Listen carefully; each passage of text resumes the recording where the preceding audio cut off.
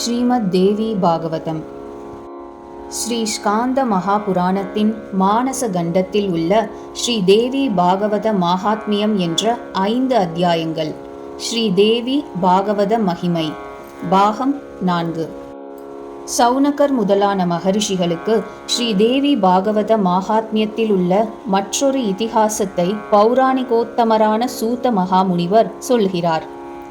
ஏ மகரிஷிகளே, இப்பொழுது நான் சொல்லப்போகும் இதிகாசத்தை தாங்கள் கேட்பீர்களானால் நீங்கள் எப்பொழுதும் ஸ்ரீ தேவி பாகவதத்தையே சரணமடைந்து அம்பாளை பூஜித்து வருவீர்கள். ஆகையால் சொல்லப்போகிற இதிகாசத்தை சாவதானமான மனதோடு கேட்க வேண்டும். ஒரு சமயத்தில் ஸ்ரீ தேவியினுடைய பக்த கோட்டிகளுக்குள் முதன்மையாக குறிப்பிடக்கூடிய மகா பதிவிரதையான லோபா முத்திரை என்ற உத்தம ஸ்திரீயினுடைய பர்த்தாவான அகஸ்திய மகரிஷியானவர் மகா கைலாசத்தில் சிவ தீர்த்தம் என்ற புண்ணிய தீர்த்தத்தின் கரையில் அமர்ந்து ஸ்வரூபானுசந்தானம் செய்து வருகிற சுப்பிரமணிய சுவாமியை போய் பார்த்து பிரதட்சிண நமஸ்காராதிகளால் அவரை பூஜித்தார். ஷண்முகன் அவருக்கு இரகசியமான புண்ணிய கதைகளை உபதேசித்தார். அகஸ்தியர் மிகவும் ஸ்ரத்தையுடன் சிரவணம் செய்து வந்தார். தானத்தின் மகிமை, புண்ணிய தீர்த்தத்தின் மகத்துவம், வரதாதிகளுடைய பெருமை இவைகளை விரிவாக சொல்லி சுப்பிரமணிய சுவாமி அகஸ்தியருக்கு சந்தோஷம் உண்டாக்கினார்.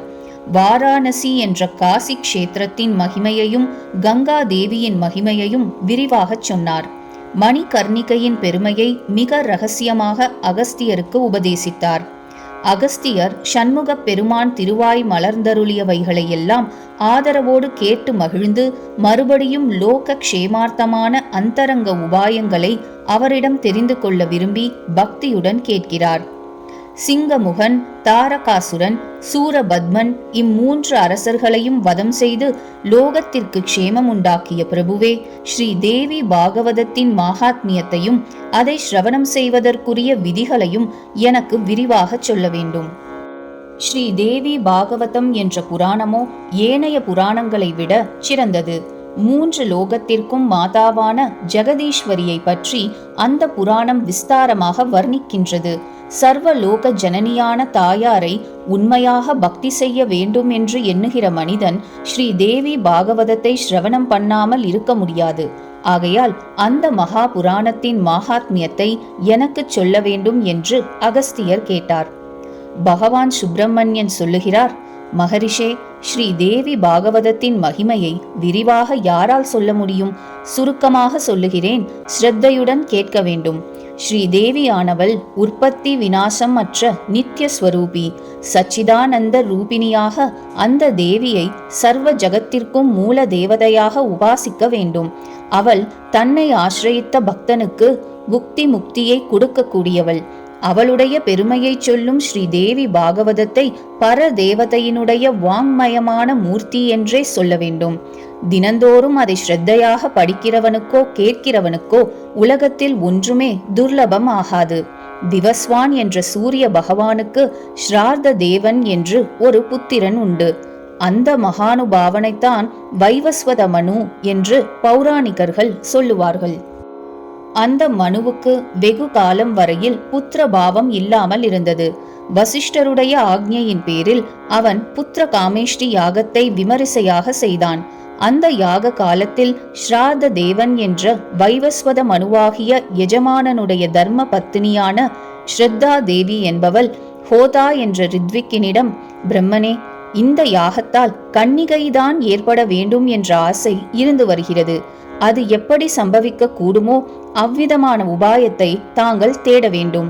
தேவதைகளை ஆஹ்வாகனம் செய்கிற காரியம் தங்களைச் சேர்ந்தது ஆனதினால் வருகிற அந்தந்த தேவதைகள் பிரத்யக்ஷமாக தங்களுக்கு புலப்படக்கூடும்.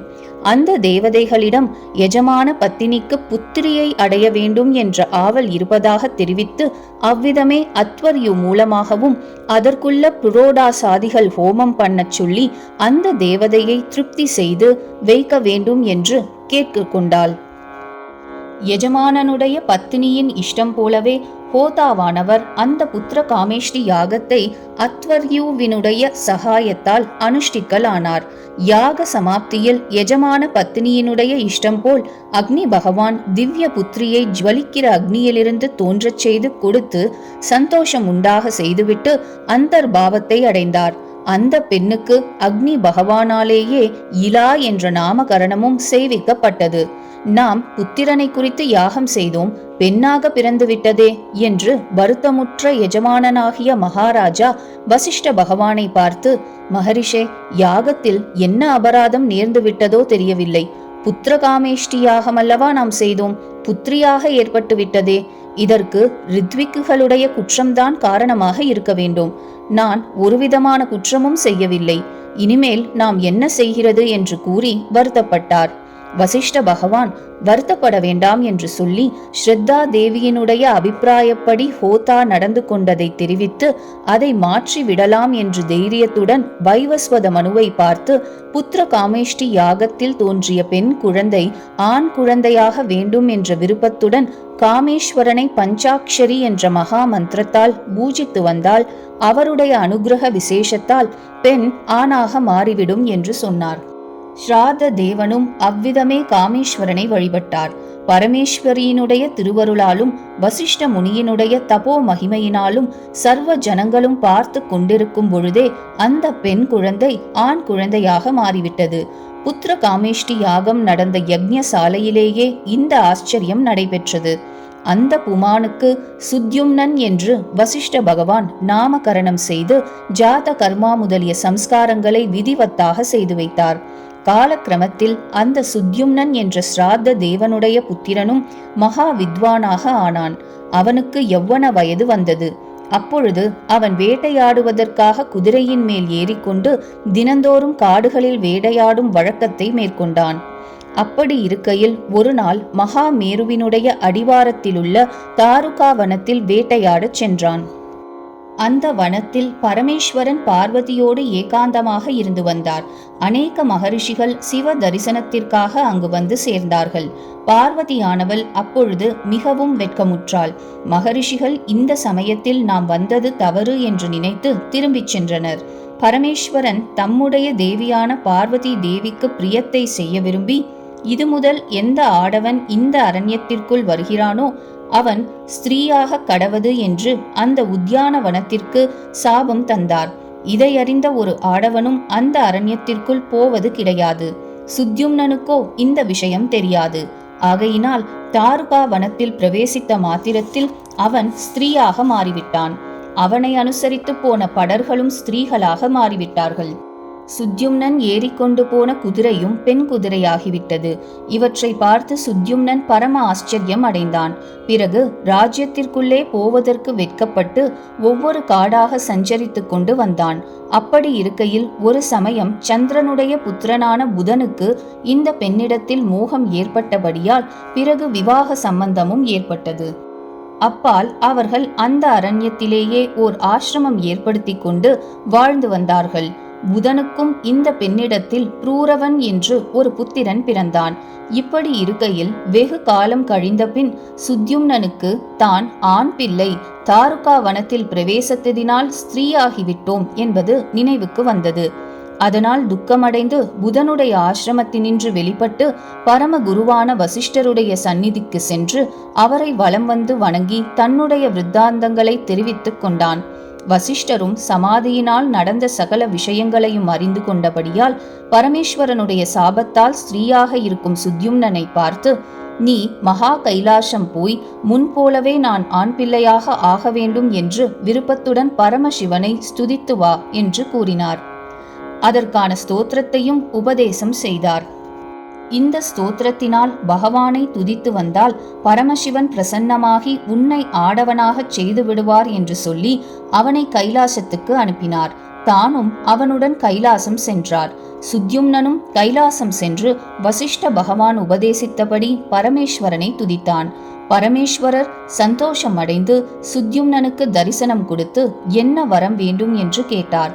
சுத்யும்னன், நான் ஸ்ராத்த தேவனுடைய புத்திரனாக இருந்தவன் தாருகாவனத்தில் அறியாமல் பிரவேசம் செய்ததினால் இந்த ஸ்திரீ ரூபம் வந்துவிட்டது. அபராதத்தை மன்னித்து முன்போலவே நான் ஆடவனாக அருள் புரிய வேண்டும் என்று பிரார்த்தித்துக் கொண்டான்.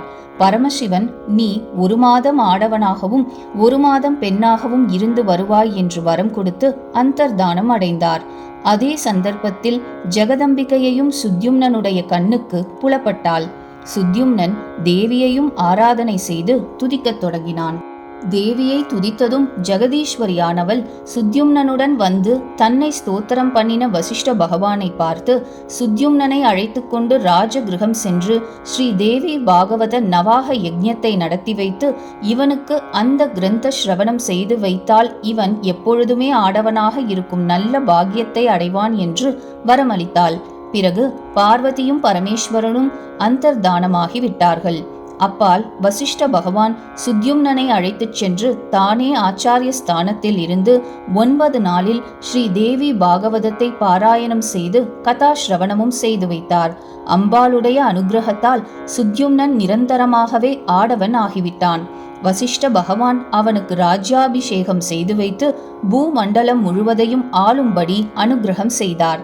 அவன் வெகுகாலம் ராஜ்ய பரிபாலனம் செய்து கொண்டு ஸ்ரீ தேவியினுடைய ஆராதனத்தில் பரம பக்தியுடன் ஈடுபட்டவனாயிருந்து அம்பாளுடைய அனுகிரகத்தால் சாயுஜ்ய பதவியை அடைந்தான் என்று ஸ்கந்த பகவான் மூலமாக ஸ்ரீ தேவி பாகவத மகாத்மியத்தை அகஸ்திய மகாமுனிவர் அறிந்து கொண்டார்.